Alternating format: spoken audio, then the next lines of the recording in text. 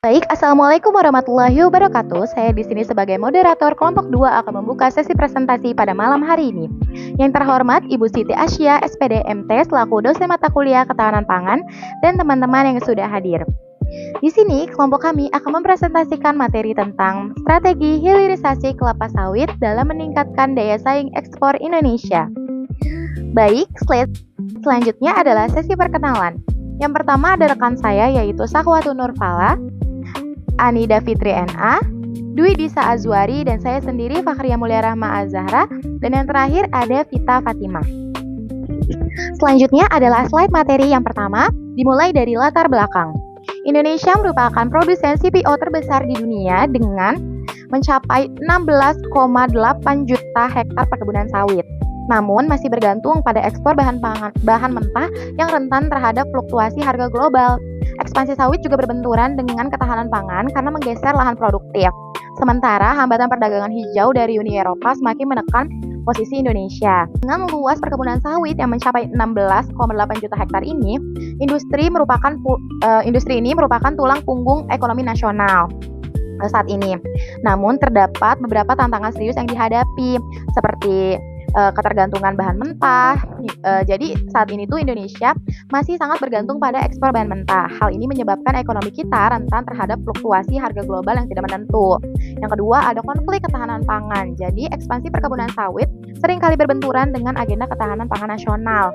Hal ini terjadi karena lahan produktif yang seharusnya digunakan untuk tanaman pangan berfungsi menjadi perkebunan sawit. Selanjutnya yang terakhir adalah hambatan perdagangan internasional. Posisi ekspor Indonesia semakin tertekan oleh adanya hambatan perdagangan hijau yang sudah disebutkan tadi, khususnya dari Uni Eropa. Kebijakan lingkungan yang ketat di pasar global itu menuntut standar keberlanjutan yang lebih tinggi dari produk sawit Indonesia. Next slide adalah konsep hilirisasi. Hilirisasi merupakan upaya untuk meningkatkan nilai tambah suatu komoditas melalui pengolahan lebih lanjut.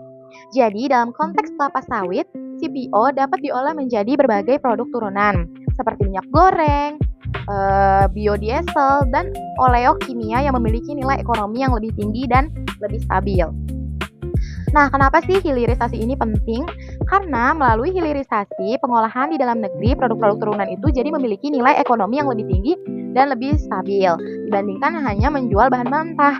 Hal ini menunjukkan tidak hanya memperkuat struktur ekonomi nasional dari guncangan harga global, tetapi juga membuka lapangan kerja dan inovasi yang mendorong teknologi di Indonesia. Selanjutnya akan dijelaskan oleh rekan saya.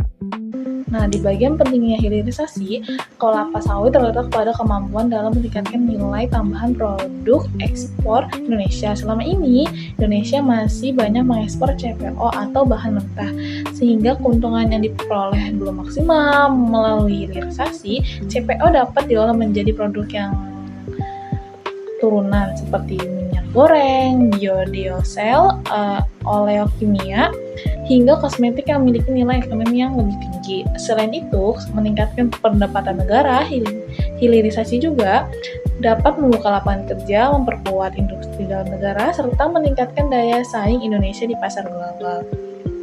Di sisi lain, hilirisasi juga mampu membantu mengurangi ketergantungan terhadap fluktuasi harga CPO dunia karena produk olahan memiliki nilai pasar yang lebih stabil. Di bagian masalah ini, implementasi hilirisasi di Indonesia masih menghadapi berbagai hambatan. Yang utamanya adalah industri kelapa sawit Indonesia masih berorientasi pada ekspor bahan mentah atau CPO dibandingkan produk olahannya. Hal ini disebabkan oleh keterbatasan teknologi pengolahan, rendahnya inovasi di sektor hilir, serta kebijakan yang belum terintegrasi antar sektor hulu dan hilir. Selain itu, masih lemahnya pengawasan lingkungan dan kurangnya dukungan terhadap pengembangan industri berkelanjutan membuat ekspor Indonesia belum maksimal dan nilainya tambah produk sawit masih banyak dinikmati negara pengimpor yang mengolah kembali CPO atau bahan mentah menjadi produk yang sudah jadi. Selanjutnya, saya akan menjelaskan mengenai dampak sosial, dampak lingkungan, serta tantangan dalam hilirisasi komoditas kelapa sawit di Indonesia. Yang pertama, dampak sosial. Hilirisasi memberikan dampak positif berupa peningkatan kesejahteraan masyarakat melalui penciptaan lapangan kerja dan peningkatan pendapatan. Dengan adanya industri hilir, peluang kerja tidak hanya tersedia di sektor perkebunan, tetapi juga berkembang pada sektor pengolahan, distribusi, dan industri turunan lainnya. Kondisi ini dapat membantu meningkatkan kesejahteraan masyarakat serta memperkuat perekonomian daerah penghasil sawit. Namun, dampak sosial yang muncul tidak selalu bersifat positif. Pada beberapa wilayah masih terjadi konflik lahan, ketimpangan sosial, serta perbedaan manfaat yang dirasakan oleh masyarakat. Kelompok masyarakat tertentu memperoleh akses ekonomi yang lebih baik, sedangkan sebagian masyarakat adat justru kehilangan akses terhadap hutan dan sumber mata pencaharian mereka. Oleh karena itu, diperlukan kebijakan yang inklusif agar manfaat hilirisasi dapat dirasakan secara merata oleh seluruh masyarakat. Kemudian ada dampak lingkungan. Pengembangan kelapa sawit juga berdampak pada lingkungan, terutama dalam bentuk deforestasi dan degradasi lahan. Oleh karena itu, diperlukan pengelolaan yang berkelanjutan agar dampak negatif dapat diminimalkan, yaitu dengan perubahan fungsi hutan menjadi perkebunan monokultur. Hal ini dapat mengurangi keanekaragaman hayati dan mengganggu keseimbangan ekosistem tropis. Meskipun demikian, hilirisasi sebenarnya juga dapat diarahkan menjadi bagian dari pembangunan berkelanjutan apabila didukung oleh pengelolaan lahan yang baik, penerapan teknologi ramah lingkungan, serta penguatan sertifikasi keberlanjutan. Peningkatan nilai ekonomi tetap dapat dilakukan tanpa mengabaikan kelestarian lingkungan. Dalam implementasinya, hilirisasi menghadapi berbagai kendala seperti keterbatasan industri pengolahan, hambatan perdagangan internasional, serta kampanye negatif terhadap kelapa sawit, dan juga tuntutan standar keberlanjutan global seperti isu emisi karbon dan regulasi bebas deforestasi dari Uni Eropa. Dengan begitu, sangat diperlukan sinergi antara pemerintah, sektor industri, dan masyarakat dalam memperkuat inovasi, teknologi, serta kebijakan keberlanjutan agar hilirisasi kelapa sawit tidak hanya meningkatkan daya saing ekspor Indonesia, tetapi juga tetap memperhatikan kesejahteraan sosial dan kelestarian lingkungan. Baik, selanjutnya ada strategi hilirisasi. Nah, jadi strategi hilirisasi kelapa sawit yang efektif ini tidak hanya berfokus pada peningkatan nilai tambah dan ekspor, tetapi juga harus mengintegrasikan aspek keberlanjutan sosial dan lingkungan secara seimbang.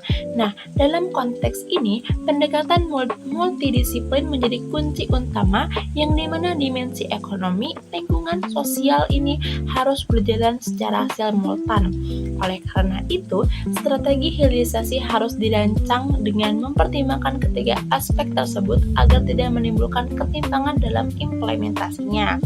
Nah, lalu terdapat beberapa strategi hilirisasi, yaitu yang pertama penguatan sertifikasi keberlanjutan ISPO dan RSPO.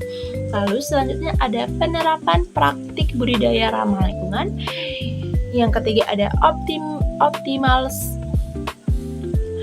optimalisasi distribusi manfaat ekonomi atau DBH sawit. Yang keempat ada peningkatan produktivitas dan percepatan sertifikasi. Yang kelima ada penguatan sistem traceability pelacakan rantai pasok. Yang keenam ada pemanfaatan teknologi dan digitalisasi rantai pasok. Yang ketujuh ada peningkatan kolaborasi antar pemangku kepentingan. Dan yang terakhir ada pengembangan strategi green marketing. Nah, lalu selanjutnya ada solusi berbasis inovasi dan teknologi. Nah, jika ada permasalahan, maka akan ada solusi. Nah, jadi berdasarkan akar permasalahan yang sudah dijelaskan oleh teman saya, diperlukan solusi yang berfokus pada penguatan hilirisasi melalui pemanfaatan inovasi dan teknologi guna meningkatkan daya saing ekspor kelapa sawit di Indonesia. Nah, jadi solusi utama ini mencakup pengembangan teknologi biorefinery untuk mengolah CPO menjadi produk bernilai tinggi, penerapan industri 4.0 atau IoT, Big Data untuk efisiensi produksi, Blackhound untuk transformasi rantai pasok, digital marketplace untuk memperluas pasar pasok, serta sertifikasi EXPO berbasis digital untuk meningkatkan kepercayaan pasar internasional. Oke, cukup sekian dari saya. Terima kasih.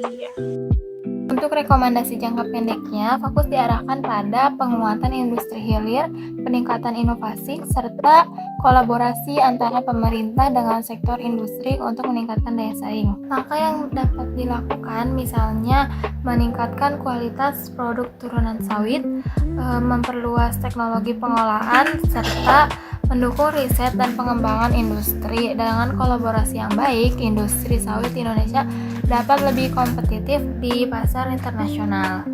Nah, untuk rekomendasi jangka panjangnya, pembangunan industri kelapa sawit harus diarahkan kepada ekonomi yang berkelanjutan dengan memperhatikan keseimbangan antara aspek ekonomi, sosial, dan lingkungan.